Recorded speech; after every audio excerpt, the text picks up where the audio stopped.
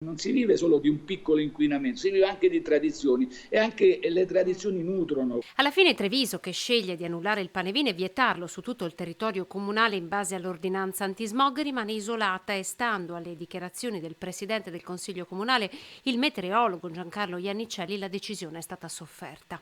Non diciamo che Mm, l'inquinamento si risolve perché non si fa un pane vin, mm. certo. Nel resto della provincia i sindaci intanto si muovono in ordine sparso. Da Casier, in attesa del prossimo bollettino ARPA. Io volevo aspettare domani mattina per vedere il bollettino dell'ARPAV, anche se ritengo che insomma, le richieste che mi sono state fatte sono due richieste.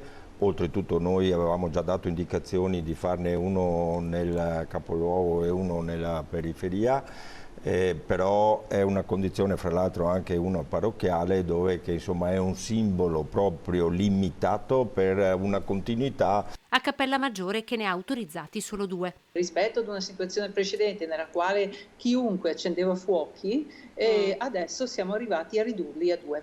Fino a Pieve di Soligo, che sceglie di confermare la maratona dei falò dei comuni del Piave proprio per rispetto di una tradizione secolare. Vede tutti i comuni del quartiere del Piave impegnati appunto nel mantenere viva questa tradizione e nel darsi appuntamento ogni anno in modo alternato nell'accensione e poi attraverso una maratona nell'accensione di tutti questi focolari in giro per i comuni. Quindi direi è un bel modo anche contenuto all'interno delle più restrittive norme per mantenere la tradizione. Falò accesi anche a Silea, San Biagio di Callalta, Ponzano Paese, Fontane di Villorba, Carbonera, Breda di Piave, Mogliano Veneto, Preganziol e ovviamente Arcade.